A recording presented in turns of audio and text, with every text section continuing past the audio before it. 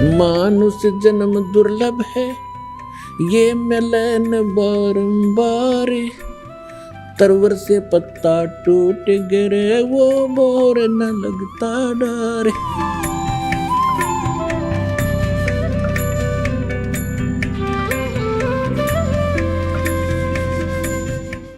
हमारा शरीर है, इसके अंदर हमारे आत्मा है, जीव है, और इसके बैकबोन जो रीढ़ की हड्डी है, इसके अंदर की तरफ कमल बने हुए हैं। जहाँ ये खत्म होती है रीढ़ की हड्डी नीचे गुदा के पास, इससे 2 उंगल ऊपर अंदर की तरफ मूल कमल है, गणेश जी का वास है।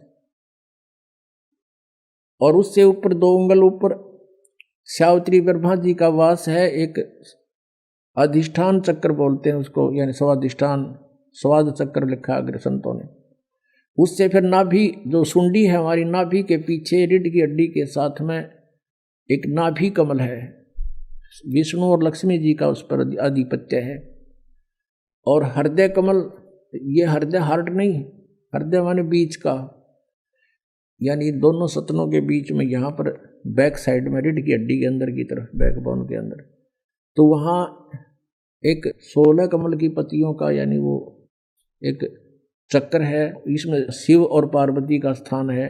फिर यहाँ कंठ कमल में, यहाँ नहीं, इसके सामने बैक में, यहाँ पर जहाँ से रीढ़ हड्डी की हड्डी थोड़ा सा बैंड होती है, ये 12 पंखड़ियों का कमल है। यहाँ पर इसका शिव और पार्वती का 12 पंखड़ियों का है, और दुर्गा का जो है वो 16 पंखड़ियों का एक कमल जैसे आकार की आंतड़ी सी बनी है, कमल के पत्तों के आकार की। तो ऐसे इन प्रधानों के ऑफिस कार्यालय है हमारे शरीर में। आत्मा चलेगी जब हृदय कमल से। हृदय कमल में इसका भी वास है, क्योंकि एक स्थान पर हर तरह की व्यवस्था होती है। तो ऐसा पूरे ब्रह्मांड का चित्र, जैसे टेलीविजन होता है ना, टेलीविजन, उसमें चैनल लगे हैं, ऐसे शरीर में चैनल है। उस चैनल में कार्यक्रम, जिस भी चैनल को ऑन करोगे वो होता कहीं और है, कार्यक्रम दृष्टिगोचर होता है यहाँ पर। ऐसे ये है। तो हमने जब यहाँ से चलेंगे तो मूल कमल से स्टार्ट होगा हमारा नो ड्यू सर्टिफिकेट लेना। तो हम ये आपको मंत्र देते हैं, इनसे यहाँ का ऋण जो इन प्रधानों का आपका सब समाप्त हुआ मिलेगा, और आपका नो ड्यू सर्टिफिकेट बना बनाया तैयार पाओगे इनके पास। और फिर आओगे आप त्रिकुटी पर, वहाँ पर इस 2 अक्षर के मंत्र का जाप की कमाई आपके काम आवेगी। इनके पास अक्षर तो एक भी कोई ना, 5 काल के। और बात करें त्रिकुटी पर जान की, इन त्रिकुटी तो ऐसी बना रखी जैसे बरवाले का बस स्टैंड हो, कोई पहुंच जा, पैदल जाओ तो रिक्शा में बैठ के। बालकों का खेल नहीं है वहां त्रिकुटी तक पहुंचना। और इस मंत्र से और इस परमात्मा की शरण से ये बिल्कुल आसान है वहां जाना। और इनका ज्ञान दिखाते हैं जो वेदों से भी ऊपर का ज्ञान बताते हैं। देखिएगा, सारवचन राधा स्वामी वार्तिक, राधा स्वामी सत्संग व्यास से प्रकाशित। ये है सारवचन वार्तिक। प्रकाशक हैं जगदीश चंद्र सेठी, सेक्रेटरी राधा स्वामी सत्संग व्यास, डेरा बाबा जयमल सिंह, पंजाब। 2003 में 16वां संस्करण छपा इसका। और ये इसके printed in India by Lakshmi offset printers, Delhi, इतने का ये भूमिका है इनकी। यहाँ पर इस भूमिका में स्पष्ट लिखा है कि सारवचन राधा स्वामी वार्तिक आजूर स्वामी जी, यानी शिवदयाल जी के महाराज के वचनों का संग्रह है। ये वचन सत्संगों तथा अन्य चर्चाओं के दौरान सत्संगियों ने नोट किए थे। स्वामी जी महाराज के परम धाम सिधारने के कुछ वर्ष बाद इनका संग्रह करके पुस्तक रूप में छपवाया गया था।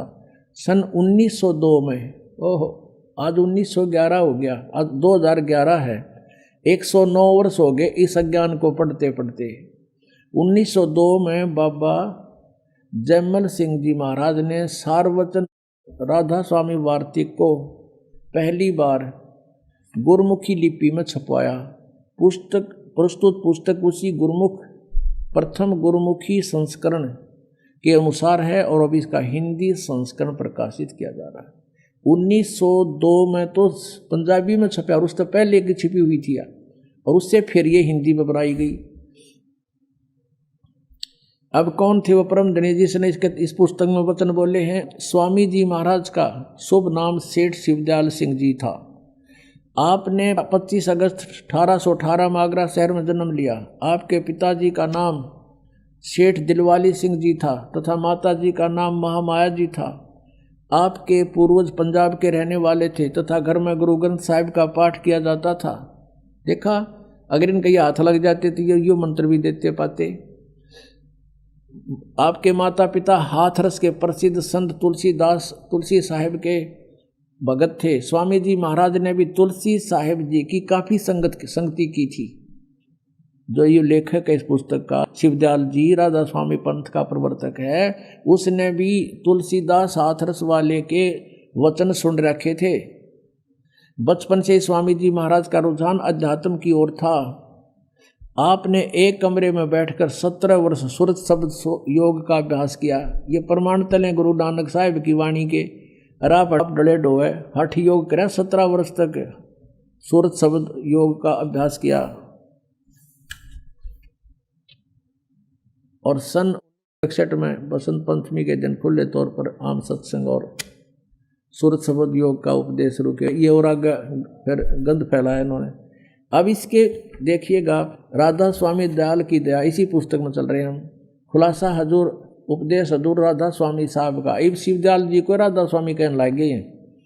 वचन यहाँ से शुरू होता है, ये जगत नासवान है, ये दफा, ये गीता जैसे श्लोक है इनके, ये मंत्र संख्या। दफा 1 में क्या लिखा है कि सिर्फ काम इतना है कि इंसान यानी मनुष्य अपनी सूरत यानी रूह को उसके खजाने और निकास यानी मुकाम सतनाम और राधा स्वामी में पहुँचावे। अब सतनाम को मुकाम माने स्थान बताया, सतनाम को, और राधा स्वामी को भी सतनाम बताया है। अब तीसरे में क्या लिखा वचन में, जितने आचार्य और महात्मा और अवतार और पैगंबर हर एक मजहब में हुए हैं, वे सब अपने अभ्यास के जोर से अंतर की तरफ मुकाम असली को चले। ये नो कहूँ नवीन नवीन डले डोए थे, नहीं, ये यहाँ गलत बोल रहे हैं।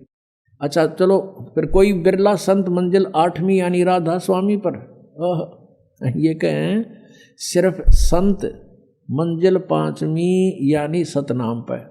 यहाँ सतनाम मंजिल है, यहाँ सतनाम मंजिल और पीछे मुकाम। मंजिल कहो, मुकाम कहो, स्थान कहो, एक ही बात है।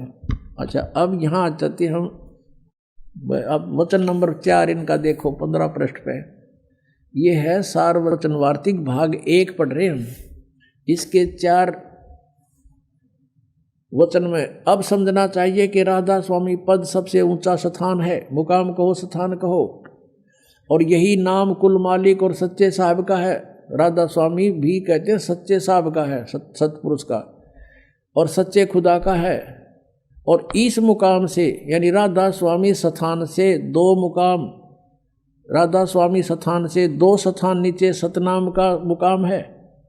अब सतनाम को ये स्थान बताते आ रहे हैं। ये देखो पीछे यहाँ तीसरे वचन में क्या कहा है कि सिर्फ संत मंजिल 5वीं यानी सतनाम में पहुंचे, सतनाम स्थान हुआ। और एक वचन में देखो, काम इतना है इंसान यानी अपनी सूरत को यानी रूह को उसके खजाने और निकास यानी मुकाम सतनाम, मुकाम माने सतान, स्थान सतनाम। अब फिर आते हम 4 नंबर पे, 15 नंबर पृष्ठ पे 4 वचन पे कहते हैं, अब समझना चाहिए कि राधा स्वामी पद सबसे ऊंचा स्थान है और यही नाम कुल मालिक और सच्चे साहिब और सच्चे खुदा का है। और इस मुकाम से यानी राधा स्वामी स्थान से 2 स्थान नीचे सतनाम का मुकाम है। सतनाम का स्थान है, स्थान का स्थान है। सतनाम को इन्होंने क्या बोला पहले, मंजिल, मुकाम। ये मुकाम का मुकाम, इन बालका जैसी थ्योरी अरे परम धनी कवा में सतनाम यानी यूँ सोच लो, स्थान का स्थान है, स्थान 2 स्थान नीचे स्थान का स्थान है, मुकाम सतनाम का मुकाम। अब इस सतनाम को आगे डिफाइन किया इन्होंने बहुत अच्छी तरह विस्तृत। देखियो, जिसको इस सतनाम को संतों ने सतलोक सतनाम को, सचखंड सतनाम को, सार शब्द सतनाम को, सतशब्द सतनाम को, और सतनाम सतनाम को, और सतपुरुष सतनाम को बयान किया है। वारे वेद से भी ऊपर ज्ञान वाले हो, तोड़ पाट दिया इन्हें। तो अब इनका ज्ञान तो ऐसा है जैसे किसी ने सपने में भी कार ना देखी हो, सुन रखी हो, किसी तरह जंगल में रहता हो, शहर से भी 100 किलोमीटर दूर, और वो औरों को भ्रमित करता है कि मैं कार में घूमता हूँ, शहर में जाता हूँ, सड़क पर चलती है कार। अब उससे कोई, और किससे चलती है? पेट्रोल से चलती है। कौन चलाता है? ड्राइवर। तो उससे कोई पूछे भी कार कैसी है, किसे कहते हैं, ड्राइवर किसे कहते हैं, शहर कैसा है, सड़क कैसी है, पेट्रोल कैसा है, तो वो डिफाइन करे कि सड़क भी कार को कहते हैं, पेट्रोल भी कार को कहते हैं, शहर भी कार को कहते हैं, और ड्राइवर भी कार को कहते हैं। उस बुद्धू ने या कोई डिफाइन किया। अब ये सतनाम को डिफाइन करने चले हैं। इनके परम धनी शिवजाल जी जिसे राधा स्वामी पंथ प्रारंभ हुआ है, कहते हैं सतनाम को सतलोक भी कहते हैं, सतपुरुष भी कहते हैं, सतनाम भी कहते हैं, सारनाम भी, सतनाम भी, सार शब्द भी, और सतपुरुष भी सतनाम ही है, और सतनाम स्थान है।